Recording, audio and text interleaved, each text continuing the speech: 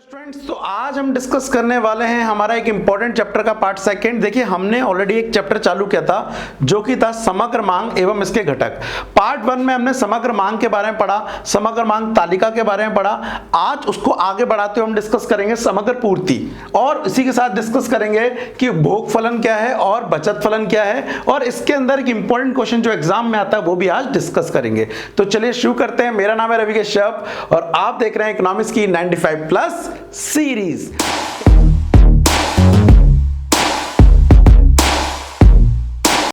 तो बच्चा लोग, जैसे कि आज का टॉपिक हमें डिस्कस करना है समग्र मांग। समग्र पूर्ति। समग्र मांग हम डिस्कस कर चुके हैं। समग्र मांग को इंग्लिश में कहते थे एग्रीगेट डिमांड। ऑलरेडी हम इसे क्या कर चुके हैं, पढ़ चुके हैं। तो एग्रीगेट डिमांड मैंने बताया था आपको, फॉर्मूला जो होता है वो होता है C + I + G + NX। लेकिन क्योंकि सिलेबस में केवल आपको दो चीजें पढ़नी है, C + I, तो आप ये मानेंगे AD = होता है C + I।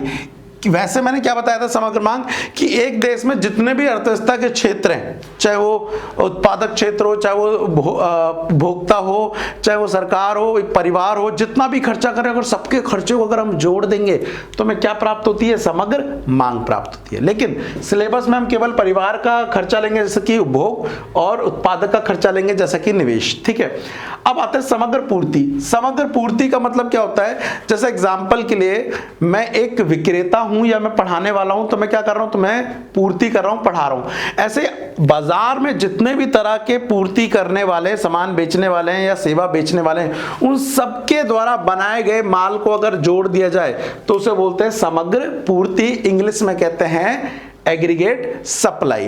तो यहां पर यह भी याद ध्यान रखने वाली बात है कि AS एग्रीगेट सप्लाई, समग्र पूर्ति का जो फॉर्मूला होता है, उससे होता क्या है, जब मैं पूर्ति करूंगा, मान लो मैं ट्यूशन पढ़ाऊंगा या मैं कुछ भी काम करूंगा, तो उससे मुझे क्या आएगा, पैसा आएगा। तो पैसे को यहां पे डिनोट करते हैं इनकम से, मतलब, और इनकम को डिनोट करते हैं Y से। और Y का एक हिस्सा होता है हम खर्च कर देते हैं, उपभोग कर देते हैं और कुछ पैसा बचा लेते हैं। तो आप ये भी कह सकते हैं AS = क्या होता है, C + S होता है। तो याद रखिए AS = C + S होता है और AD = C + I होता है। इसके अंदर और भी चीजें आती है, लेकिन मैं बताया सिलेबस में नहीं है, वो आप जब कॉलेज में जाएंगे बड़ी क्लास में तो वहां पर आप पढ़ेंगे जाके। नाउ AD समझ आ गया, AS समझ आ गया। AD मांग है, AS पूर्ति है, जितने विक्रेता हैं। तो उपभोग फलन क्या है, देखिए ये इंपॉर्टेंट है और ये एग्जाम में आ सकता है, सबसे ज्यादा इंपॉर्टेंट है। वेयर इज माय डस्टर जी। इसको समझने पे आपको ज्यादा ध्यान देना पड़ेगा। किसको, उपभोग फलन को। इंग्लिश में कहते हैं इसे कंजम्पशन फंक्शन, उपभोग फलन। ठीक है,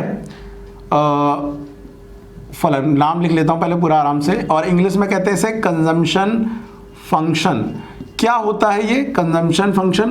देखो, एक्चुअली हमारे पास दो चीजें हैं, एक होती है इनकम, आय, और एक होता है और उपभोग, जिसे हम कहते हैं C।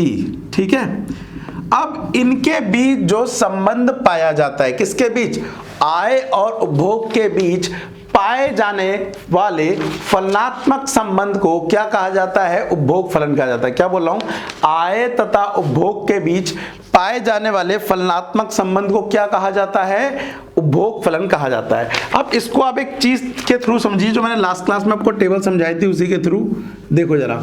एक हो गया आय, आय को डिनोट करते हैं Y से, 0, 20, 40, 60, 80, 120, बस इतने ले लेते हैं। अच्छा 100 रह गया यहाँ पे भाई, और 120। यहाँ की अगर मैं बात करूं C की, तो ये दिया हुआ है 20, 25, 30, 35, 40, 45 और 50। अब आप ध्यान दें इस टेबल पे, तो नोटिस करिए जैसे जैसे आय बढ़ रही है वैसे वैसे उपभोग बढ़ रहे हैं। तो इन दोनों के बीच, आय और उपभोग के बीच जो संबंध पाया जाता है उसे क्या बोलते हैं, उपभोग फलन बोलते हैं। लेकिन इस उपभोग फलन के अंदर बहुत सारी चीजें देखने को मिलेंगी। तो अगर मैं आपको यहां पर कुछ चीजें बताऊं और इनका डायग्राम बना के दूं आपको, तो डायग्राम पे जरा फोकस करिएगा। एक तो ये हो गया, एक हमने यहां पर ये बना दी। यहां पर हम दिखा रहे हैं किसको, आय को, और यहां पर हम दिखा रहे हैं किसको, उपभोग को। तो जब हम आय का डायग्राम बनाएंगे तो याद रखिएगा आय कहां से प्रारंभ हो रही है, शून्य से प्रारंभ हो रही है। तो इसका जो डायग्राम होगा 0, 20, 40 ऐसे करके, तो y जो होता है वो कुछ इस तरह से बनता है। ये एक लमसम मैंने y बना दिया जो कि कहां से चालू हुआ, 0। लेकिन देखने वाली बात यहां पर यह है कि आपका जो उपभोग है वो 0 से चालू नहीं हो रहा है। जब आय शून्य है तब भी उपभोग 20 का है। आप इसे 20 करोड़ बोल लीजिए, 20 बोल लीजिए, बीबी, मतलब आय शून्य होगी तो उपभोग कभी शून्य नहीं होगा। इसलिए मैंने लास्ट क्लास में आपको बताया था, लास्ट पार्ट में, कि इसी को क्या बोलते हैं, स्वायत्त उपभोग। देखो जब ये है तो ये ऊपर से चालू हो रहा है, मान लो ये 10 है, ये 20 है, तो ये यहां से चालू हो रहा है, ये हमारा सी हो गया। तो ये जो वाला पॉइंट है ना, इसको हम बोलते हैं बेटा सी बार। सी बार का मतलब क्या होता है, स्वायत्त उपभोग। स्वायत्त उपभोग ये क्या होता है, स्वायत्त उपभोग का मतलब होता है आय के शून्य स्तर पे पाए जाने वाले उपभोग को क्या बोलते हैं हम, स्वायत्त उपभोग बोलते हैं। ठीक है, अब धीरे धीरे जैसे ये आय बढ़ेगी, जरा ध्यान से देखना, इस वाले कलर में मैं पहले आपको ब्लैक कलर से शेडो करके दिखाता हूं, उसको शेड करके। इस वाले शेड के अंदर आपको देख रहे होंगे तो हमारी कौन ज्यादा है, हमारा सी ज्यादा है और वाई क्या है, नीचे है। तो इस स्थिति में हमारी क्या हो रही है, बचत नहीं हो रही है, हम अपनी पुरानी बचत को यूज करके भोग कर रहे हैं। लेकिन एक टाइम ऐसा आया जहां पर y किसके बराबर हो गया, c के बराबर हो गया, y c के बराबर हो गया।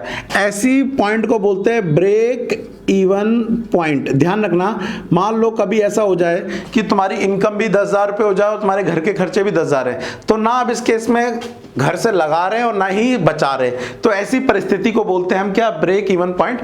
बच्चे बोलेंगे हिंदी में क्या बोलते हैं, हिंदी में बोलते हैं, लिख लेना, सम विच्छेद बिंदु। सम विच्छेद बिंदु बोलते हैं इसको। ठीक है, उसके बाद ये स्थिति और जाएगी, मान लो भविष्य में आप और कमाएंगे और आपकी इनकम और बढ़ जाएगी, और बढ़ने से और बढ़ने से और बढ़ने से और बढ़ने से आपकी इनकम ऊपर निकल जाएगी और भोग नीचे रह जाएंगे। अब वाई ऊपर है और सी नीचे है। ठीक है, तो इससे आपको 3 संबंध देखने को मिलते हैं। एक संबंध ऐसा जो पहली परिस्थिति में है जिसमें स्वायत्त उपभोग देखने को मिल रहा है। दूसरा, जैसे जैसे उपभोग बढ़ेंगे, जैसे आय बढ़ेगी उपभोग भी बढ़ेंगे।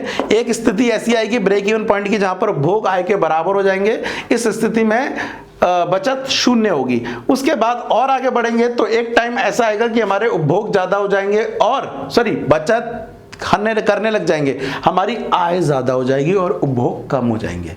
तो ये आपको जो डायग्राम दिख रहा है, ये दिख रहा है उपभोग फलन का। अब इस उपभोग फलन के डायग्राम से इसकी एक इक्वेशन निकल के आती है। ध्यान रखना, इसका बाद में यूज होगा, ध्यान से समझना कि अगर आपको उपभोग निकालना है, आपको अगर C कैलकुलेट करना है, तो C कैलकुलेट करने के लिए आपको क्या करना पड़ेगा, सबसे पहले C मतलब भोग, आपको लेना पड़ेगा स्वायत्त भोग। एक तो ये आ जाएगा। उसके बाद जैसे जैसे आपकी आय बढ़ेगी वैसे वैसे आपके उपभोग बढ़ेंगे। तो उसके लिए एक चीज यूज की जाती है MPC। MPC marginal propensity to consume, ये नेक्स्ट पार्ट में समझाऊंगा आपको क्या होती है, लेकिन मोटा मोटा अगर आप समझना चाहें तो अभी समझ लीजिए delta C upon delta Y होता है। ये बताता है कैसे Y में चेंज होने से C में आ रहा है, इनटू Y। इसको और साफ करके ये लिख दिया जाता है C is equal to C bar plus BY। यहां पर MPC को क्या बोल दिया जाता है, B बोल दिया जाता है। तो ये इक्वेशन हो गई किसकी, उपभोग फलन की। इस इक्वेशन को अच्छे से याद कर लीजिएगा। क्यों, क्योंकि आगे जो पार्ट आएगा ना उसमें इससे रिलेटेड न्यूमेरिकल आएंगे। आपको पता है जो पूरी क्लास 12th की मैक्रो इकोनॉमिक्स है उसके अंदर 2 ही जगह पे न्यूमेरिकल है, एक तो राष्ट्रीय आय के अंदर और एक यहां पर इस इक्वेशन से निकल के आएंगे। तो इस इक्वेशन को अच्छे से नोट कर लेना। अगले पार्ट में मैं इसके रिलेटेड क्या कराऊंगा, न्यूमेरिकल कराऊंगा। ठीक है, उसके बाद दूसरी चीज, ये तो मैंने आपको बता दिया क्या उपभोग फलन। अगर इसी को मैं साइड में मिटाकर क्या निकालूं बताऊं, बचत फलन, तो लिख लेता हूं यहां पर बचत फलन। बचत फलन क्या होता है जी, बचत फलन होता है S, बोले तो बचत तथा किसके बीच, Y आय के बीच संबंध को। ध्यान रखना मैंने क्या बोला, उपभोग फलन आय तथा उपभोग के बीच के फलनात्मक संबंध होता है, लेकिन बचत फलन बचत तथा आय के बीच फलनात्मक संबंध होता है। और फॉर्मूला होता है y is equal to C plus S। तो अगर S निकालना है तो फॉर्मूला बनेगा y माइनस C। तो 0 में से 20 गए तो कितना आएगा, माइनस का 20, 20 में से 25 गए माइनस का 5, 40 में से 30 गए प्लस का 10, 60 में से 35 गए तो यहाँ 25 आएगा आई थिंक, हाँ 25। आप देख रहे हैं ये हमारी क्या निकल के आ रही है, बचत निकल के आ रही है। आप और भी निकाल सकते हैं, कोई दिक्कत नहीं है। यहाँ पर 20, ठीक है, और यहाँ पर आप इसको 100 में से 45 जाएंगे तो आई थिंक 55 बचेगा और ये 70 बचेगा। यहाँ पर आप देख सकते हैं 35, 30, 35, 60, ये 5 हो जाएगा 40, हाँ 25, कोई दिक्कत नहीं है। और 80 में से 40 गए 20, ठीक है कोई नहीं है। तो आप नोटिस करिए कि शुरुआत में हमारी जो बचत है वो माइनस में, धीरे धीरे कम हुई, फिर प्लस में हुई और आगे क्या होती जा रही है, बढ़ती जा रही है। तो अब हमें संबंध इन दोनों के बीच देखना है, वाई और एस के बीच। तो जब मैं इसका डायग्राम बनाऊंगा, ध्यान रखना मैं इसे मिटा देता हूं, आप नोटिस करिए कि हमारी जो बचत है वो किस में है, माइनस में है। बचत जो है वो माइनस में। तो इस बचत से हम आय और बचत का क्या बनाने वाले हैं, डायग्राम बनाने वाले हैं। तो डायग्राम कैसे बनेगा जरा देखो। सबसे पहले एक ये खींच लिया हमने, ये नॉर्मल लाइन और एक ये देखो। यहां पर अगर मैं केवल बचत का डायग्राम बनाऊं तो शुरुआत में ये तो 0 पॉइंट हो गया, बचत माइनस में है, माइनस से चल के ऊपर जाएगी। तो आप नोटिस करिए शुरुआत में जब ये वाला पॉइंट था, ब्लैक वाली शेडो थी, तो उस केस में हम सेविंग को यूज कर रहे हैं, पुरानी सेविंग निकाल रहे हैं। तो यहां से ये चालू होगा, ये जो मैं ब्लैक कर दे रहा हूं, इस केस में सेविंग माइनस में है, विच मीन्स हम उसे यूज कर रहे हैं, सेविंग माइनस में है। लेकिन उसके बाद ये पॉइंट आने के बाद जहां पर एस कितना हो गया, 0, तो अब हमारी सेविंग चालू हो जाती है क्योंकि हमारी इनकम ज्यादा हो चुकी है। ये हो गया हमारा बचत फलन का डायग्राम। ध्यान से देखना, इसमें हमने एक्स एक्सिस और वाई एक्सिस बनाया है, इसमें हमने माइनस के वाई एक्सिस पे भी इसकी वैल्यू लेके गए हैं, ठीक है।